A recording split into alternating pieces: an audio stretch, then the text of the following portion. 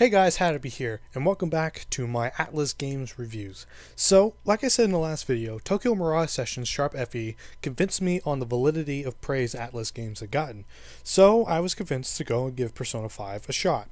So, after going to my local Walmart to pick it up, not finding it there, and then driving the hour of my way to an EB Games, I picked up my own copy and gave it a shot. So, here is my review of Persona 5.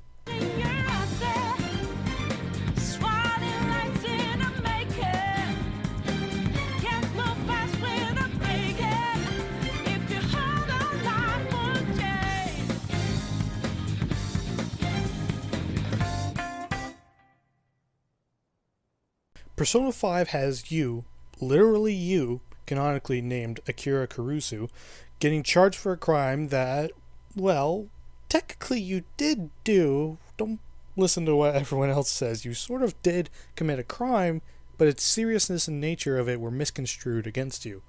So you are charged and are sent away to a second chance school on probation where you must live a normal life as a teenager, but find yourself with mysterious power to delve into the hearts of people and acquire their deepest desires known as treasures to change their personalities with the help of powerful beings known as personas. So now you have to juggle between going to class, working part-time jobs, hanging with friends, battling scary monsters inside the hearts of terrible adults in the hopes of changing them for the good of society, and dating. Just like my high school life. Who am I kidding? I never dated anyone in high school. That's as bare bones as I can go with the story because, frankly, while nothing is totally extravagant here, the story does hold a lot of depth and substance. It certainly likes to touch on some very dark subject matter, but it never feels out of place or there simply for shock value. The time it takes to build up to these moments feel, well, unfortunately natural for those characters involved. The game also likes to touch upon the subject of how society views how people should and should not behave with others and the privilege of status. It's a theme that easily distinguishes heroes and villains, but on a more approachable level. In terms of its gameplay, it's a traditional menu-based RPG, although I will say, these menus kick butt in terms of style. I mean, man, sidetracking a little, this game oozes style left and right. I think this game is probably the perfect modern example of not all games on these types of hardware need hyper-realistic graphics to be good-looking. They manage to translate its anime style and cutscenes to its in-game graphics so well, and it makes the game stand out in that regard. I mean, the game was even developed for the PS3 as well, at a time when no one makes games for the previous console generation anymore. That is truly something special. But anyways, back to gameplay. You pick through a variety of options aiming to hit enemies' weaknesses. By doing so, you can knock the enemy down, and you can trigger a thing called One More. One More allows you the chance to make another action yourself, or if you unlocked it for another character, perform a baton pass to a teammate who might have an enemy's weakness as part of their moveset. And by doing so, it powers up the moves that person uses, which stacks upon multiple uses. And the variety that this game has in terms of the types of moves you can go through is quite impressive. Enemies can be weak to fire, electric, ice, wind, nuclear, psychic, light, and dark type moves, as well as your standard melee attacks or gunfire, which every party member has access to, but all behave slightly different. It makes for some interesting battles as well as some unique team compositions. That said, you yourself are locked into the party at all times, as well as 3 of your friends, and tied to them are their own personas, each having their own elements and weaknesses. They learn these moves and skills by traditional level ups. You, however, don't follow that quite the same way. You get access to multiple personas at once by recruiting them through holdups. By knocking down all enemies in a single fight, you can hold them up and interrogate them into either giving you an item or money, a chance to perform an all-out attack for massive damage, or by sweet-talking them, recruiting them into joining your crew. By taking these personas to a place called the Velvet Room, you can perform a variety of actions to either strengthen your personas or sacrificing them to make stronger ones. For a complete collection freaks, this is the perfect game for you, as there are so many personas to collect. By the time I finished the game, I think I only had like under half of them registered, and so through this form of micromanaging, you can not only set up your main group of friends for battle, but also set up your own personal team of personas to cover any sort of weaknesses you may be missing. There's also a modicum of stealth tied to the fact that you are all playing the part of thieves. As you travel around people's castles, you encounter enemies, and if you are able to get behind them, you can get a full turn of moves from your team at the start of battle. There's also a sort of alarm system in place where if you're spotted too much, then something happens, but I very rarely ever got spotted, at least not enough to make me worry. There's also a lot of complaints that the controls for the stealth weren't all that good, but I never really had a problem with it. Outside of that, you also just try to live your life as a normal student. But what's neat is that everything you do matters in terms of improving your own image. Reading a self-help book can improve your kindness. Studying for school can improve your intelligence, and so on and so on. And by hanging out with your school friends, as well as friendly people that sympathize with your goals, called confidants, you can acquire new perks and skills to help out in a variety of ways, like blocking lethal blows in battle, having a skill to instantly knock down enemies, or by getting discounts in shops. One thing I will say as a personal nitpick with it though is that the game isn't very lenient with helping you work your way up with confidants. I understand that the game wasn't built to have you maxing out all confidants on the first playthrough, but by the time I finished, I only managed to max out 2 of them, not counting story-based ones, which didn't feel very fair to me. I spent a lot of time with my love interest, Makoto's best girl fight me, trying to see if there was any other benefit to spending a lot of time with them, but by the time I learned that it didn't, there wasn't much more I could do to remedy the situation.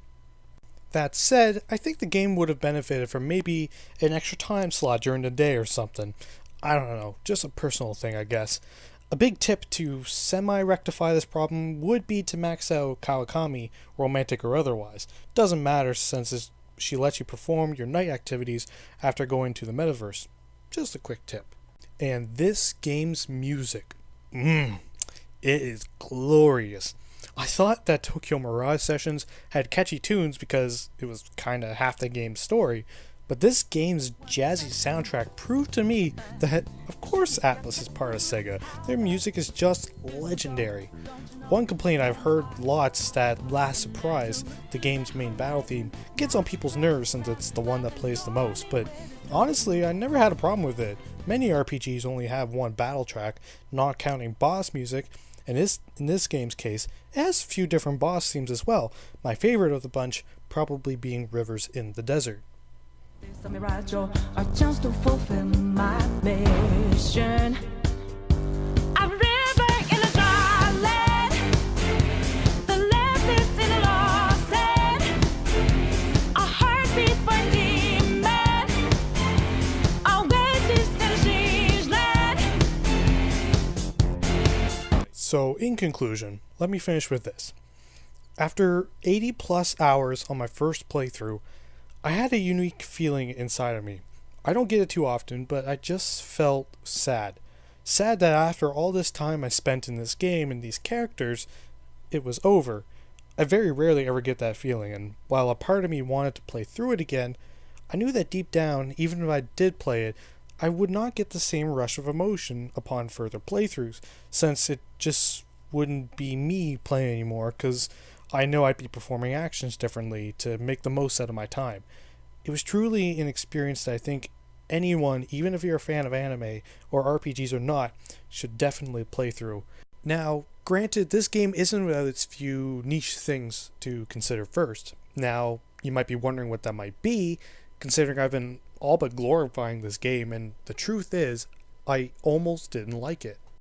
The first roughly 10 hours, at least until you finish the first palace, has some extreme hand-holding throughout most of it, and also forces certain portions of the gameplay mechanics onto you. I understood from my research that this game has heavy portions of you just being a student, not spending time in dungeons, and the game itself heavily reinforced that notion, but the game forces you through so many of its early days, whilst not giving you much choice to pursue other activities that you might actually want to partake in. Eventually it stops, but the extended period of time where I was at the game's mercy really took a toll on me. But after accepting that there must be something more to this, and bumping up my patience a bit, once I finally reached the first boss, I was starting to fully understand how the social system worked, and I was actually starting to like it quite a bit. It partially helped since it was during this time that the game was opening up, but it was better nonetheless. I drew a lot of my patience to a game I've mentioned previously. As I mentioned last video, I am a big fan of Fire Emblem, but I wasn't always. My first experience of Fire Emblem was actually Sacred Stones on the 3DS. I got to be part of the Ambassador program, and I was given numerous games, one of which being Sacred Stones. This came also at a time when FPS games were still all the rage amongst my friends, including myself. So having to go from frantic, fast-paced, die then respawn gameplay to meticulous, careful strategy games didn't mix well with me, and I had to set the game down. Then came the release of Awakening, and I gave that game a shot after seeing the praise it was getting, and I had the same problem. I had to put the game down for a bit, but after seeing the continuous praise it was getting, I decided to give it one more shot. This time, semi-forcing myself to fully read tutorials, take my time, and not skip through dialogue boxes. Wouldn't you know it, I managed to find a lot more enjoyment in the game. My point of this sidetrack was that Fire Emblem taught me patience with video games, and I've thus applied that mentality when approaching certain game series. That's why games like Monster Hunter and now Persona have made such a good impression on me, because I managed to learn to take my time, and I think that is partially why I can really appreciate this game that much more. But anyways, thanks everyone so much for watching. If you like what you saw, maybe check out my Tokyo Mirage Sessions review, and be prepared soon for the finale of my 3-part retrospective, that game being Persona 4 Golden. Until then, I'll see you guys later.